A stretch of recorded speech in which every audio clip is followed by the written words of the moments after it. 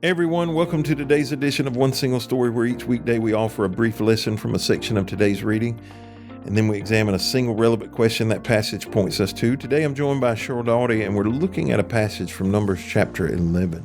The example of Moses and Israel give us some powerful insights into leadership. So leaders are known as problem solvers, and it's been said that the better the leader is, the bigger the problem that he or she can solve. And some problems are technical challenges where the people have a problem and the leader provides a solution. But the more difficult problems to solve are where the people themselves are part of the problem and the solution requires that they change. So in these cases, a leader must guide people to embrace change. But what happens when a leader attempts to solve a problem of adaptation, where the people must change, as if it's a technical problem in which he must provide a solution? So Moses experienced such a distortion in his leadership. The problem of Israel's attitude was reflected during the journey to the Promised Land. And in order for them to move forward as a nation, it was necessary that they adjust their attitude. People resist change, just in general, right? And especially when change involves adjusting habits of the past. So Israel was a former slave nation that had to learn how to live as a chosen nation of God. And so first, we know some people resist change, but some people see change as loss and they treat it as grief. Some people resist change by emotional responses. So they go into denial, they are angry, or they experience sadness. Some people resist change through nostalgia, right? They express a desire to be back where they used to be. And when Israel complained, Moses viewed the role as a leader in the language of parenting.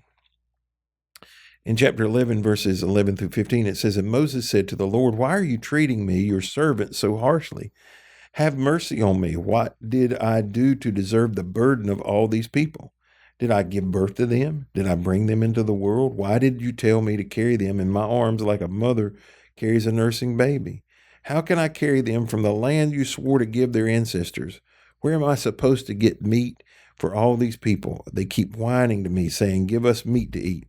I can't carry all these people by myself. The load is far too heavy. If this is how you intend to treat me, just go ahead and kill me. Do me a favor and spare me this misery." So this is what Moses is talking to God. And God had never used language with Moses to suggest that he should act as a parent and provider for Israel. But the way Moses perceived his role was part of his own problem.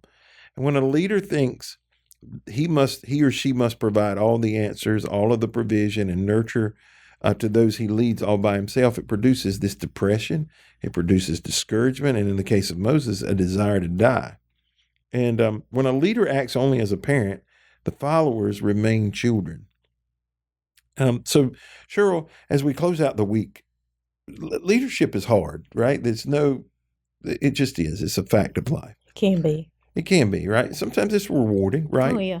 But why do you think some leaders feel they must provide a solution to every single problem? I think part of that is because of the expectation too. I think that when you are a leader, most people expect for you to have a solution to every problem. I think it is the general expectation for you to provide one. I try not to talk to people of the opposite sex without somebody else in the room. And if it's counseling, most of the time I try to get my wife to come in. I remember one specific time this person came in, and I'm not going to give so many details about the situation, but they asked me a question: what should they do? And it was a really dumb question. I don't mean that ugly, but it was like, why are you asking me? I didn't say that, right? I tried to walk them through the case, but when they left, she was like, "Why do people come to you asking you to tell them what to do?" And I said, "Unfortunately, in my role, they believe I have all the answers. Doesn't matter. It doesn't matter." And the burden of pastors, and I see a lot of pastors who have limited experience. Is a real danger for a young pastor, but people come to them and they ask them, "What should I do?" And that person has very little life experience to fall back on, and sometimes they'll give a dumb answer I'm sure I gave a lot of dumb Or a answers when bad I piece was, of advice. yeah, bad Yeah. advice, right? And sometimes it's well-meaning, but I do think because of our position, and it's not just true in the church, right? Um, we in the last 30 days have had an election here in this country, and people vote for a particular person because they believe that person has the That's answers, exactly what I was going to say earlier. right? Yeah, when you started talking, I agree. They think they have the answers to their problems, and Mm-hmm. that person, they don't. Nope. They don't have all the answers. Um, you, And you even if they did, sometimes they don't have the ability to do anything right, about there it are or the some restrictions, resources. Yeah. right? This is a whole different animal, but I hear people using the Bible to say, well, blah blah blah. Well, they were kings, right? Mm-hmm. It would be different if we had kings, right? They Mm-hmm. can do whatever they got ready to do. They don't Yeah. need nobody to say yes or no. It's just up to them. And then maybe that person can solve problems, but even then, they're limited into what they can do. But um, have you ever? Well, there's so many things you can't say, but what are the more common things that people think you should have the answers to? Sometimes it's situations where, and I think we're probably about to discuss this. Well, you mentioned it. You referred to it a few minutes ago. Sometimes it's situations where a person that is in the situation needs to change in order for the situation to get better. There's not a quick fix for the situation. Sometimes this point of view is how somebody chooses to see something. And it's not something that's going to change, it's the way that things are going to be. And that person needs to choose to see it differently in order for everything to go well.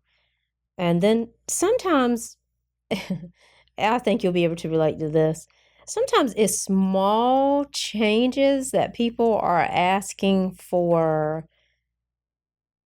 They're asking for you to make it happen, but it is difficult for you to explain to them how little effect it's going to have in the overall Mm-hmm. picture of maybe an entire ministry.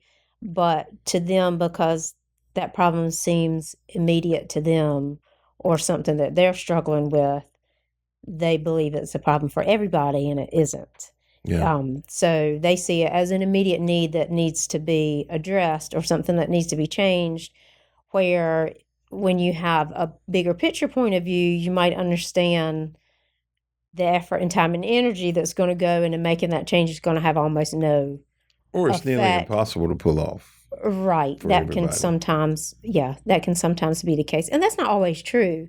That's just one of the things that crosses my mind because I think sometimes when people want a solution to a problem, they want it quickly, they want for things to change. They, if they don't have the overall view of how that's going to either affect everybody or affect nobody, then they don't, it's hard for you to explain to them this actually isn't worth doing anything about. It Mm-hmm. doesn't mean you don't care. Right. It doesn't mean you don't And you can't understand. say No, you this ain't can't. really worth doing anything about. You can't. You can't. And that's hard because Yeah. you do want to hear people and you do want to understand because some of the issues that they bring to you that need to be solved are solvable and they're worth putting that time and effort and solutions into. But yeah, I would say those are the ones that might be fairly common and can also be frustrating sometimes. Yeah. So one that I would say, and I don't know if you've gotten it yet, okay, but it's one I've heard about some of your predecessors, right? Okay. Would be a parent who's got a teenager and they have been super. I want to be careful how I say that. They have not been as diligent about spiritual things Mm-hmm. as they should have been over the Mm-hmm. first 15 years of that child's life. Yeah. Whether it was church more important or we didn't do Bible studies together or they didn't live a life in front of them. And now the kid's in trouble, Mm-hmm. right? Not necessarily meaning they're uh, in jail or legal trouble, but they're making poor decisions, Right. hanging out with the wrong people. Maybe they're, well, I don't know to get detail, but maybe they were just making some poor choices, and they come to that youth pastor and they're like, "I need your help, right? I need you to solve this problem." Well, you don't have no fairy dust to sprinkle on that kid. Right. What you want to say, right, is you have done a terrible job parenting this kid. That's what you want to say, right? Um, don't act like you don't want to say it. I do. Let me speak for myself. There are times I want to say that, right? I want to say, for the last 24 months, you've been to church a dozen times. Right. Why do you suddenly want us in an hour a week, and they don't even come every week, right? To solve all of their spiritual problems. Mm-hmm. Why? And we need a youth pastor that will whatever. That's in your line of work. That's the one I'm most likely to hear, that you suddenly have some miracle answer for years of neglect, Mm-hmm. and it just don't work that way, right? I don't have these drastic, easy to point out issues here very often, just because of my tenure. But I see past churches, right? They hire a pastor, and they have all of these problems. The church has been in decline for 30 years, and they're like, they think they're going to solve it all at one time, Yeah. right? The only way to solve it all is for him to burn the whole place down and start over again. Right, because the same people still. It is. It's the same people that have. Yeah. Because I see it. And I will say that a good leader who can come in and read situations well and get to know people can often turn that tide. But It's he's not got to to do it say slowly. everybody's going to be part of it, but that's the hard part. But in a lot of those, that slowly part, because that is often not fast enough for people, and it's often not fast enough for you, or whoever that pastor is, because you see where you want to go, you see where you need to be, but you also have to be wise enough to understand how many people you're going to lose along the way if you put your foot on the accelerator. Yeah. So I'm thinking of start flying out of the car. Right. I'm thinking of a particular situation right now that in my recent memory where this church wanted to hire a pastor, and I happen to know the pastor and the church. Mm-hmm. And he had some experience, and the church had been in decline. And he went in and told them, they said, these are all the things we want to happen. Mm-hmm. And he said, well, this is what I would do, right, to make that happen. And they were like, everybody was like, yes, this is what we want. And two things happened, right? What they meant when they said they were willing to do these things is we want to get to wherever magical number we want to be in attendance and kids and youth, but we don't want to sacrifice, and we don't really want this change as much as we say we do. Right. Yeah. And the leader, typically the leader moves at a much faster pace. Mm-hmm. And especially when they're young. Yeah. Right. When they're young, you don't have the wisdom to know, we've had worship pastors here who think they should sing 3 new songs every week. Mm-hmm. Well, no, they're listening to dang Garth Brooks every day on the way to work, and they don't have any clue about this song that you're singing, right? And so it's going to be fresh to them. But it turned into a really ugly situation with the church and the pastor because they resisted the very change that they told him they wanted, and he was driving it. And if he had come in and patiently, right, moved it in a different direction. But that's so hard to do, right? When I first started pastoring, I was fortunate. I was raised in a good leader's home who was a pastor. That's the first thing I was fortunate at. And then I got some books put in my hand early that highly influenced me about, for example, I moved to a really small church in a really small community, and I had read something before I got there. And one of the things it said is you've got to become one of them before you can tell them they're wrong. Right. And so I was very slow and methodical in the way, I built their trust. But I had a guy who went through the internship program the same time I did, and he went to pastor a church in Chocowinity. And so the communities were different, but Chocowinity is still a fairly small community. It's Yeah. not anymore, but in the 1995, it was a really small place. And the churches were about the same size. And both churches, one of the things they had in common was they both sold chicken plates. Well, the church I pastored sold chicken plates on one Friday and sold donuts on the next Friday. The church he went to pastor Every week? every week. Every week. That's how they survived. Oh. Right? Every week they either cooked chickens or they sold donuts every other week. I mean, it was that every week. The church he went to pastor, they sold chicken plates every Friday. I didn't say anything when I first got there. It is one of the reasons why I am so opposed to fundraising today, right? But when I got there, what I said to the people, after a couple months of it, I tolerated it for a couple of months. I said, listen, and I was in a position, I know my position was different. I owned a business, right? I could support myself if I needed to. But I said, when people in this community see you coming, they know one of two things are getting ready to happen. Either you're going to ask them to buy chicken plates or you're going to ask them to buy donuts. Not, how's your aunt? Are you feeling well? Right. Do you know Jesus? Will you come to church Sunday? They know one of those two. And so people dodge you. I said, we're going to stop selling them. And we're going to trust God. And I said, I will take less if I need to. This is my promise. The bills of the church will be paid. I'll take less if I need to. And they agreed to do that because I was willing to sacrifice it with them. The guy who went, when I say we started at the same time, I mean within 30 days of each other, we started these churches. He went and he walked in the kitchen on the first Friday he was there. First full Friday he was there. And he said, I just want y'all to know, God didn't call me to cook chickens. I ain't cooking chickens. I ain't helping you cook chickens. I'll see y'all on Sunday. And he turned around and walked out. And 3 months later, he was out of a church, right? He had Didn't go very well. Now, did God call him to cook chickens? Probably not. Was there a better way? In my opinion, there is a better way, right?